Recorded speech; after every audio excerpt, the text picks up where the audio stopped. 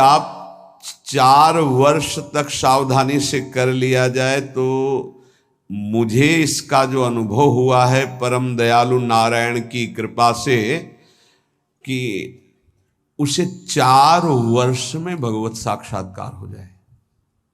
नारायण स्वामी को 4 वर्ष में, तो कह रहे नारायण भगवान की कृपा से इस दास को जो अनुभव हुआ अजपा जाप से 4 वर्ष में भगवत साक्षात्कार। पर अजपा जाप एक अलग है जो निरंतर चलता रहता है, चलाना नहीं पड़ता है। इतनी व्याकुलता इन महापुरुष के अंदर थी और इतने असंग थे, एक रस्सी केवल कमर में और टाट की पट्टी की लंगोटी, बस पूरा टाट ऐसे गमछे की तरह नहीं, केवल टाट की लंगोटी, एक रस्सी, बस पूरे जीवन में गर्मी सर्दी बरसात। और व्याकुलता इतनी थी कि प्राण त्यागने के लिए तैयार थे कि मुझे कोई सद्गुरु मिले। जब देखा कि उनके अनुकूल भाव नहीं बैठ रहा है तो हिमालय में पहाड़ी पे चढ़ के गिरने ही वाले थे अपने शरीर को नष्ट करने। कितनी बड़ी मुमुक्षुता।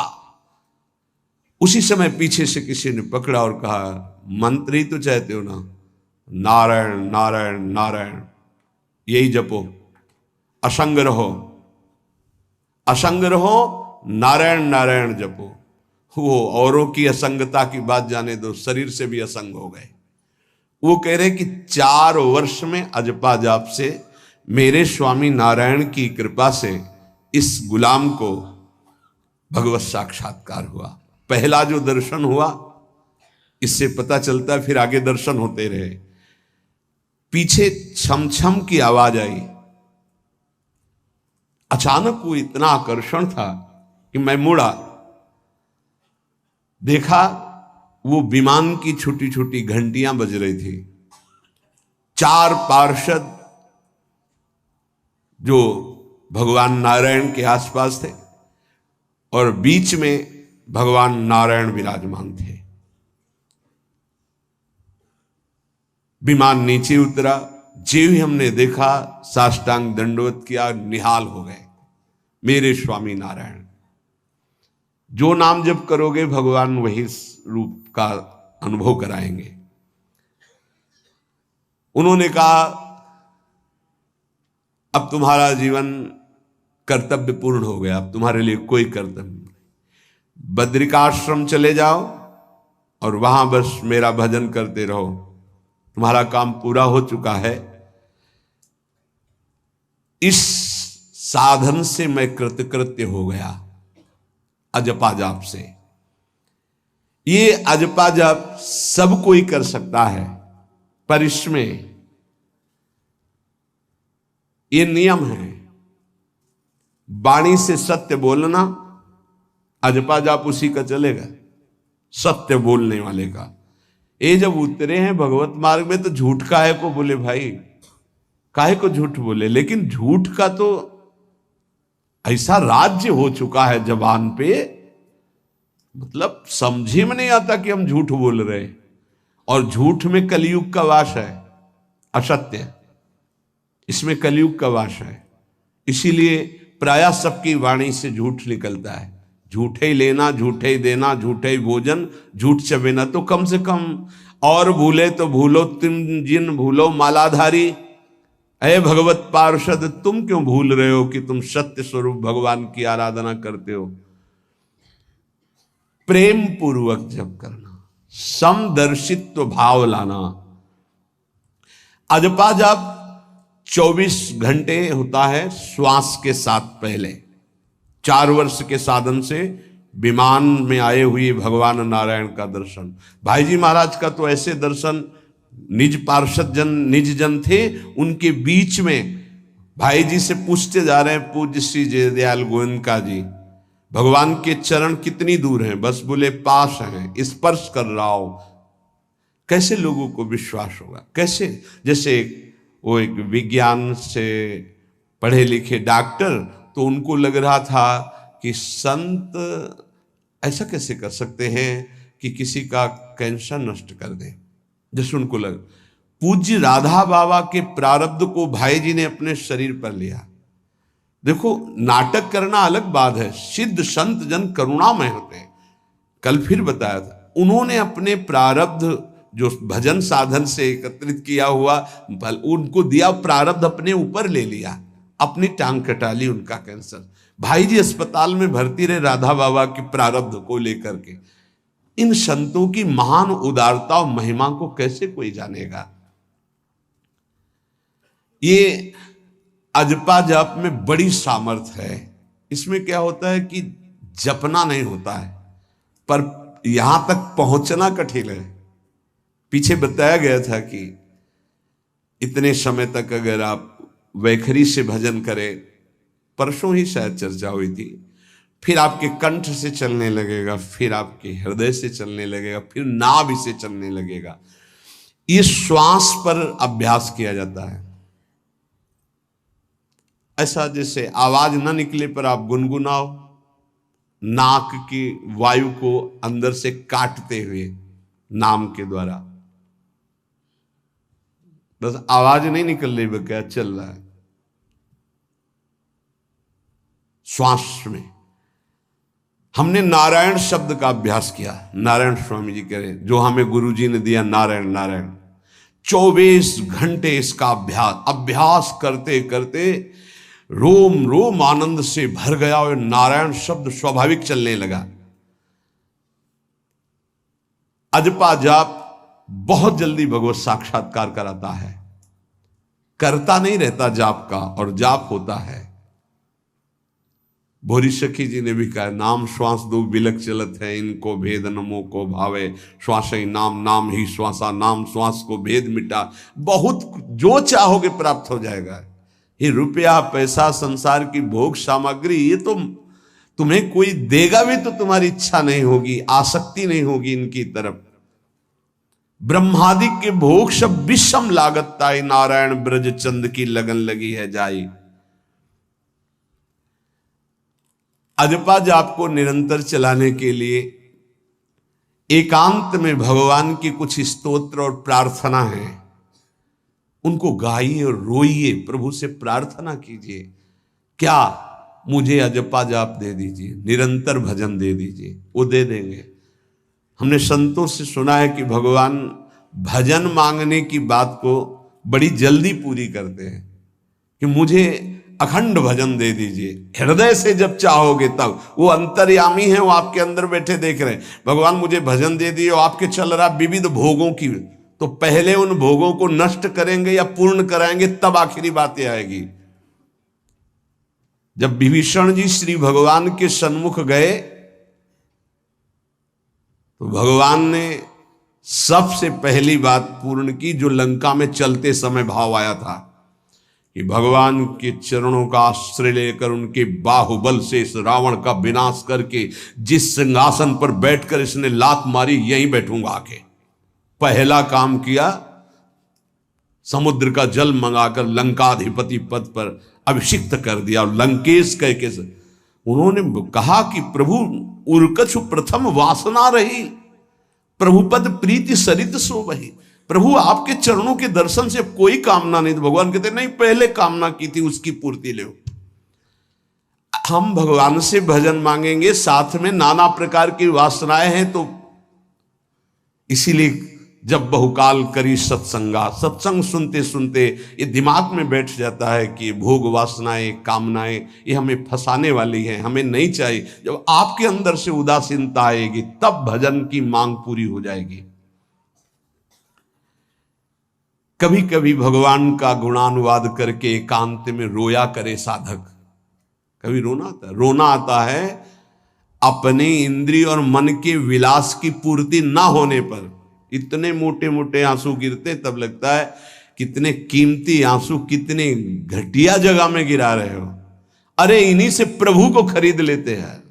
अगर उनके लिए रो देते तो इतने करुणामय हैं वो कि आपको आभास होने लगता। भले हम अंतःकरण उस कोटि की व्याकुलता नहीं कि मेरे प्रभु हम पर कितनी कृपा कर रहे हो, अगर हृदय से उनको पुकारे तो निश्चित वो अनुभव में आ जाते हैं। छोटी छोटी बातों में लोग रो देते हैं, ऐसे रो देते हैं, मोटे मोटे आंसू चल रहे बात में ऐसे। और प्रभु की चर्चा हो जाए घंटों, कोई फर्क नहीं पड़ेगा। ये तो आश्चर्य लगता है।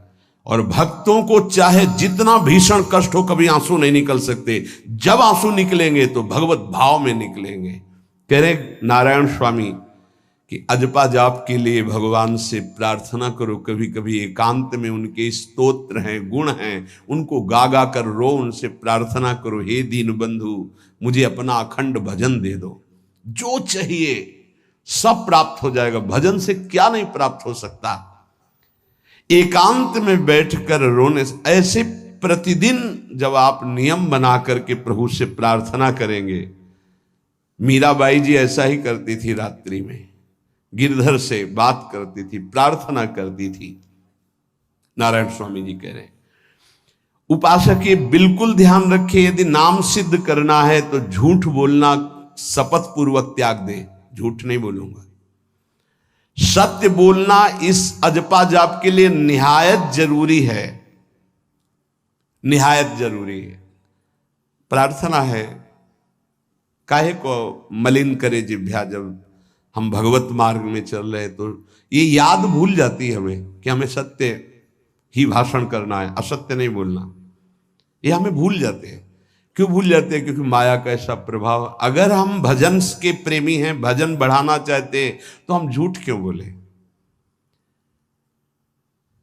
सारे जगत में जो भी तुम्हारे सामने आवे, दृष्टि से उसको जरूर देखकर एक बार प्रणाम करो, मेरे प्रभु इस जीव जंतु के रूप में, जड़ के रूप में, चैतन्य के रूप में। इससे तुम्हारे हृदय में पवित्रता बढ़ेगी, अजपा जाप चलने में सहायक होगा। सत्य बोलना, भगवान से एकांत में रोकर प्रार्थना करना, सबके प्रति भगवत भाव रखकर प्रणाम करना, जिससे तुम्हारा कहीं दोष दर्शन नहीं होगा। किसी के मन को दुखाने वाली कभी बात न कहे, किसी को दुर्वचन न कहे, किसी का वैर भाव अपने हृदय में स्वीकार न करे। ये साधन मैंने स्वयं किया है नारायण की कृपा से। इस दास को वेदांत का भी पूरा ज्ञान है और भक्ति मार्ग का भी। दोनों का आखिरी भाव समदर्शिता है, चाहे भक्ति से चाहे ज्ञान से। सब में ब्रह्म देखना, सब में वासुदेव देखना, सब में इष्ट देखना। भक्ति विषय में भजन और ज्ञान विषय में नारायण, ये दोनों बात भक्त में होनी चाहिए। भक्ति का प्रथम और अंतिम विश्राम भजन, हर समय भजन चलना, और आंतरिक ज्ञान का विषय सब में हमारे इष्ट देव। ये दो बातें जरूर होनी चाहिए परिपक्व भजनानंदी होने के लिए। अगर भगवान की प्राप्ति करनी है तो ये दो बातें बड़ी जोर की है। भजन निरंतर, और जिसके भी सानिध्य में आए उसमें भगवत भाव करना। मेरे नारायण ने मुझसे कहा, वो फरमाया कि उनके पीछे पीछे मैं चलता हूं जो मेरे ऐसे भजन करने वाले भक्त होते हैं। और श्री कृष्णचंद्र जी ने दयालुता में भागवत में कहा, अनुब्रजाम्य हम नित्यम पूयत्यंगुरेण भी। मुझे बहुत रोना आता है बात सुन करके कि दास की चरण रज के लिए स्वामी पीछे पीछे डोलता है। किस भक्त के पीछे? जो दो बातें यहां कही, जो निरंतर नाम जप करता है और सब में भगवत भाव रखता है। तो भगवान नारायण ने नारायण स्वामी से कहा कि मैं उसके पीछे पीछे डोलता हूं कि उसकी चरण रज मेरे ऊपर पड़ जाए। और भगवान श्री कृष्णचंद्र जी ने कहा, निरपेक्षम मुनिम शांतम निर्वैरम समदर्शनम। निरपेक्ष, जो किसी की अपेक्षा नहीं रखते, किसी से कोई संबंध नहीं, स्वार्थ का। मुनिम, जो निरंतर मंत्र का, नाम का मनन करते रहते हैं। शांतम, हर द्वंद्व की प्रहार स्थिति में वो शांत रहते हैं, विचलित नहीं होते। निर्वैरम, कोई उनसे वैर करे तो भी वो उससे वैर नहीं करते। और समदर्शी, सब में अपने इष्ट को देखते। ऐसे संतों के पीछे में, भगवान कहते, उनकी चरण रज लेने के लिए हर समय पीछे पीछे रहता हूं।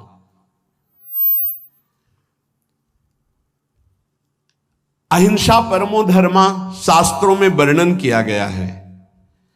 इसलिए किसी भी जीव को कष्ट नहीं पहुंचाना है। गर्दन झुका करके रास्ते में चलना सीखो कि नीचे कोई जीव तो नहीं दब रहा हमारे पैर से। शरीर को सावधानी पूर्वक, किसी को दुख ना पहुंच जाए मेरे शरीर से। वाणी को संभाल कर, किसी के हृदय में बाग बाण ना लग जाए, वाणी का बाण ना लग जाए। बाहर का प्रहार तो सहा जाता है, लेकिन जब हृदय में शब्द चुभता है वचनों का, ये बाण खरकता रहता है। किसी भी जीव को कभी मारना नहीं, वो तुम्हें नुकसान नहीं पहुंचाएगा। गीता वाटिका में सांप निकला, फण वाला कोबरा। राधा बाबा ने कहा देखो अभी केवल हमने देखा है, अगर और लोग देखेंगे तो आपको पीड़ा पहुंचा सकते हैं, इसलिए एक लकड़ी उठाई और कहा मैं रास्ता बना रहा हूं, आप इधर से चले जाओ। ऐसे किया, सांप उधर चला। सब में भगवान है। अगर हम भगवत भाव करते हैं तो निश्चित वहां से कोई विरोध नहीं होगा। जब हम भगवत भाव करते तो सर्वात्मा भगवान वहां विराजमान, कैसे आक्रमण करेंगे। जैसे रत्नावती जी के लिए माधव सिंह ने जंगली शेर पिंजड़े में बंधवा कर वहां लाए और ऊपर से बालकनी से पिंजड़े का ऐसे खींच दिया गया, शेर बाहर निकला दहाड़ता हुआ। और वो पूजा में थी ठाकुर जी के। संतशाला में बहुत से संत विराजमान थे। दासी ने कहा महारानी सावधान, सिंह। आरती करने जा रही थी, मुड़ी और कहा नहीं, सिंह नहीं, नृसिंह। हमारे भगवान नृसिंह देव पधारे। और थाल लेकर मुड़ी तो जैसे सीधी गाय ऐसे खड़े हो गए। तिलक लगाया, आरती की, प्रणाम किया। सिंह घूमा और छलांग मारी ऊपर। जो बालकनी में राजा के पार्षद उसको बंदी बना करके लाए, सांप को फाड़ और जंगल में। किसी संत को, रत्नावती जी को या किसी को वहां कोई क्षति नहीं, लेकिन जो उनकी क्षति के लिए लाए थे उनके लिए वो सिंह, इनके लिए वो भगवान नरसिंह।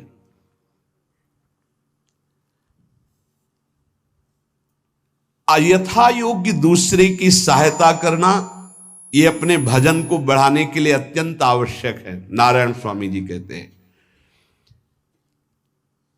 साधु क्या सहायता करेगा। मान लो जो अकिंचन है वो क्या सहायता करेगा। तो विद्या दान सबसे बड़ा दान है। तुमने जो शास्त्रों में स्वाध्याय किया है, जो अनुभव किया है, वो दूसरों को दो। जो अधिकारी है, जो दैन्य है, जो सुनना चाहता है, उसे जरूर सुनाना चाहिए। जो विद्या का दान करता है, भगवान का भजन बहुत सहजता से होने लगता है दूसरे को भजन में लगाने की बात। इसीलिए जैसे आप गृहस्थ में हैं तो आप अपने परिवार के छोटे बच्चे बड़े सब 5 मिनट आप राधा राधा कहिए, आप 10 मिनट भजन कीजिए, आप स्वयं कीर्तन कीजिए, पूरे परिवार को सुनने को मिले, बहुत लाभ मिलता है। सब अगर नगर कीर्तन करें तो लाखों लोगों के पाप नष्ट हो जाए, आपको बहुत जल्दी भगवत प्राप्ति हो जाए। ये साधन होते थे। अब क्या हो गया कि इतनी भजन के प्रति लघु बुद्धि हो गई कि शर्म लगेगी कि हम पूरे गांव में कैसे कीर्तन करें। जो शर्म लगने वाली बातें उनमें शर्म नहीं, नाम जप में शर्म लगेगी कि हम 10 लोग मिलकर नगर कीर्तन करें।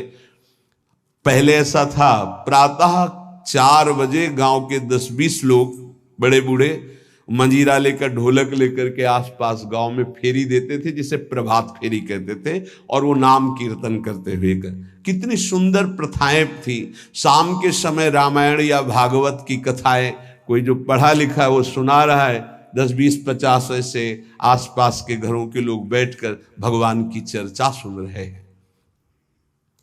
ये जरूर करना चाहिए, जो भजन के लिए बहुत उत्साह बढ़ता है। ध्यान करते समय, भजन करते समय मन तुम्हें घुमा घुमा कर माया में फंसाएगा। नारायण स्वामी का अनुभव, तुम्हें उसको घुमा घुमा के भजन में लाना है, ये युद्ध करना है। मन ने जो मांगा वही हम देने के लिए तैयार हो जाते हैं। ध्रुवदास जी कहते हैं, मन अब तक तूने जो कहा मैंने किया, मैं जो कहता हूं तुम्हें करना पड़ेगा। थोड़ा तो हिम्मत लाओ मन से लड़ने के लिए, और किसी से लड़ने की जरूरत नहीं। मन को जीत गए तो सच्चे गुरु बन जाओगे। मन को जिसने चेला बना लिया वही सच्चा गुरु। नहीं, मन के सब चेला हैं, कोई बिरला ऐसा है जो मन को अपने शिष्य बना ले। बहुत ध्यान दीजिए, लाखों बार प्रश्न आते हैं ये। मन जब तुम भजन में बैठोगे तो घुमा घुमा कर माया में मारेगा, आपको वहीं गिराएगा। तुमको ये करना है कि उसे घुमा घुमा कर नाम में लाना है। चल राधा राधा राधा, तेरी एक बात नहीं सुनेंगे। इस साधन के करने से मन की शक्ति जो विषय भोगों में फंसाने वाली है वो कम हो जाती है। ध्यान दीजिए, बड़े अनुभवी महात्मा है नारायण स्वामी। बार बार जब आप अपने मन को संसार की तरफ जाते हुए से घसीट कर नाम में लाएंगे तो कमजोर पड़ जाएगा और वो तुम्हारे अधीन होने लगेगा। मन जिसने अधीन कर लिया वो साक्षात भगवत स्वरूप हो जाता है।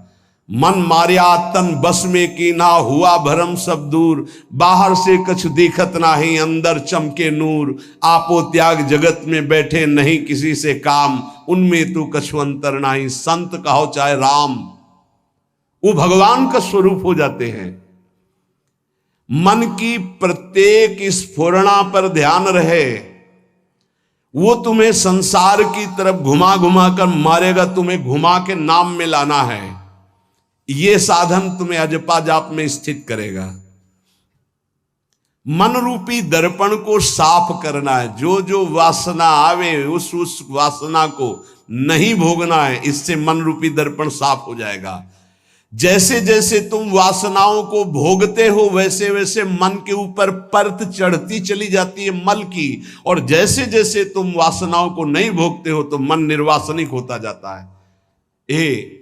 भोगने से सुख नहीं मिलेगा, ना भोगने से सुख मिलेगा। भोगने से शांति नहीं मिलेगी, ना भोगने से शांति मिलेगी। त्यागात शांतिरंतरम। अब बहुत बुरा बैठ गया है ये हमारे हृदय में कि हमारे मन में जो आए वो भोग मिल जाए, हम सुखी। बड़ी कृपा। बोले जब से भजन शुरू किया बड़ा चमत्कार, जो चाहते हो जाता है। दुर्भाग्य, ये कोई सौभाग्य है? जो मन चाहे वो पूर्ण हो जाए सौभाग्य नहीं है। फिर वो तुमको अधीन करके जो तुम नहीं चाहोगे वो भी करवा लेगा। सौभाग्य है कि मन जो चाहता है वो हम नहीं करते। जो शास्त्र में लिखा है गुरु आज्ञा, वही मन की बात मानते हैं। अभ्यास करते करते वासनाएं कम होने लगती, फिर वासनाएं नष्ट हो जाती, फिर स्फुरणा ही नहीं होती, अजपा जाप प्रारंभ हो जाता है। विक्षेप यही वासनाएं पहुंचा रही भजन में। भजन से जो महासुख मिलता है तुम्हें कैसे बताऊं, नारायण स्वामी कह रहे हैं। मन को वश में करने पर जो सुख मिलता है वो ब्रह्मा को भी सुख नहीं है।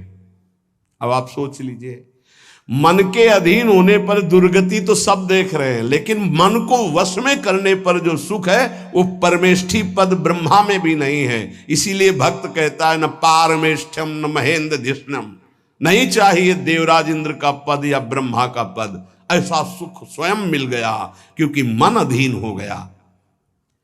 इसलिए इस दास ने स्वामी नारायण की कृपा से इस मन को अधीन किया। नेत्रों से जलधारा बहने लगी और हर समय नारायण की छवि नेत्रों में बस गई और जिह्वा ने प्रबल रूप धारण कर लिया। नारायण नारायण नारायण नारायण। अभी जिह्वा प्रबल रूप, समोसा चटनी ये वो कैसे नाम मीठा लगे। राधा नाम सुधा रसम, पानी आया मुंह में? नहीं। राधा नाम सुधा रसम, पानी आया मुंह में? नहीं आया। वह भी गरम गरम समोसा चटनी ये या अमुक चीज या अमुक, मुंह में पानी आ जाएगा क्योंकि हमारी जिह्वा का स्वाद बिगड़ गया। बोले हमारी जिह्वा प्रबल हो गई। किस बात में? रुकी नहीं रही। राधा राधा राधा राधा, जैसे राधा बाबा की। नारायण स्वामी जी कह रहे नारायण नारायण नारायण। हमने इसको कैसे वश में किया? बाजार में जाता मिठाई की दुकान के सामने खड़े होता और जो सब चीज दिखाता और फिर कहता नारायण नारायण नारायण, कुछ नहीं मिलेगा। चलो फल की दुकान में जाता, जगह जगह इसको हर चीज दिखाया, कुछ नहीं दिया। ये हमको जलाया, वो हम नारायण नारायण के द्वारा इसको शांत किया। माया ने हर चीज मंगवाकर हमारे सामने रखी पर नहीं खाया। ध्यान दीजिए, महापुरुष अपने इसको लिखने के पहले उन्होंने लिखा है कि मैं कोई लेखक नहीं हूं, मैं उन साधकों के लिए जो भगवत साक्षात्कार करना चाहते हैं उनके लिए रात्रि में अपने प्रिय नारायण का भजन रोक करके कुछ बातें लिख रहा हूं। अगर इनको स्वीकार करोगे तो आपका भी अजपा जाप चलने लगेगा, आप भी भगवत साक्षात्कार कर लेंगे। जब हमने देखा कि बहुत सुंदर सुंदर भोजन बन करके हमारे सामने माया भेजने लगी, नारायण भेजने लगे, ऐसा नहीं कह रहे, देख लो साधक की चतुरता देखो। माया हमारे सामने अच्छा अच्छा भोजन पकवान, पर मैं कभी उन अच्छे भोजन को नहीं पाता, मामूली साधारण उससे निकाल करके भोजन पाता। जितने सिद्ध हुए हैं उनकी रहनी है ये है। मिठाई चरफरा स्वादिष्ट जवान पर ना रखने का नियम ले लिया, ये बड़ी बात है। अभी कुछ समय पहले एक महापुरुष पधारे, उन्होंने पहले आजीवन मिठाई छोड़ दी, कोई मीठा, फिर नमक छोड़ दिया, फिर भगवदाकार वृत्ति में शरीर भी छोड़ दिया। क्या महापुरुषों ने पाया है कि हम प्राण और शरीरों को इस सब कुछ समझते। पहले ही बता दिया था 3 दिन पहले कि अमुक समय में शरीर छूटेगा, और हंसते खेलते सबके सामने शरीर समाधिस्थ होकर छोड़ दिया। मिठाई स्वादिष्ट चरफरा चाहते अजपा जाप, लेकिन गुलाब जामुन पा करके, बढ़िया बढ़िया पदार्थ पा करके, भाई इनका प्रभाव है, ये भजन में नहीं लगने देंगे, देख लेना, भजन में नहीं लगने देंगे। और अभी 10 दिन केवल हमें समय दो आप, फिर हम आपको देखेंगे कि आप कितना भरपेट भोजन पाते हैं। किसी भी मिठाई में चीनी नहीं पड़ेगी, और किसी भी दाल या कढ़ी में नमक नहीं पड़ेगा, मिलेगा सब कुछ। खीर भी मिलेगी, गुलाब जामुन भी मिलेगा, पर चीनी नहीं होगी। दाल भी होगी, सब्जी होगी, कढ़ी होगी, पर नमक नहीं होगा, चलेगा। 10 दिन बाद आप देखो अगर पेट न पचकने लगे तो स्वाद ही नहीं मिलेगा। ये क्या हो रहा है? ये जवान को संभालना है अजपा जाप के लिए। वो गोस्वामी तुलसीदास जी ने भी कहा है, अगर लोन बिना सब्जी ऐसे सीठा भोजन तो बहुत जल्दी नाम सिद्ध हो जाए। तो हम कह रहे चलो ऐसा नहीं सही तो पर सात्विक और थोड़ा पाना सीखो। देखो माया की व्यवस्था में कमी नहीं रहेगी, व्यवस्था तो बहुत जोर की होती रहेगी, आप चिंता ना करें। खाते खाते मर जाएंगे, भोजन कम नहीं होगा, ये सृष्टि का क्रम है। आप अपने अगर जिह्वा को आपने विविध प्रकार का स्वाद दिया तो इस दास ने जो अनुभव किया कि नाम जप नहीं चल पाएगा निरंतर। नारायण स्वामी कह रहे हैं देख लो नाम चलाना है या रसेंद्री, थोड़ा नमक कम हो, नमक डलवा। अरे यार कभी कभी तो साधु को ऐसा सौभाग्य मिलता है कि नमक ना हो, कभी ऐसा बिगड़ा एक चुपचाप दबा के प्रसन्नता से मन की इंद्री को नहीं शांत, कैसा भोजन, बहुत प्रसाद, बहुत सुंदर था। कभी ऐसा नहीं, कभी नमक ना हो, कभी कम नहीं मांगना चाहिए, कम से कम थोड़ा तो कभी कभी अवसर मिले ऐसा। कभी खीर बनाओ चीनी ना डालो, देखो ना बिल कभी ऐसा। फिर देखो खीर कौन मांगता है, 1 दोना के बाद मान लो उपदेश हो गया कि तो 1 दोना के बाद खीर नहीं, वो अजपा जाप के लिए खीर मना है अजपा जाप के लिए। ये रसेंद्री का विलास बहुत विचित्र, बहुत विचित्र है। खाते खाते मीठा शुगर हो गया, खाते खाते परेशान, लेकिन फिर भी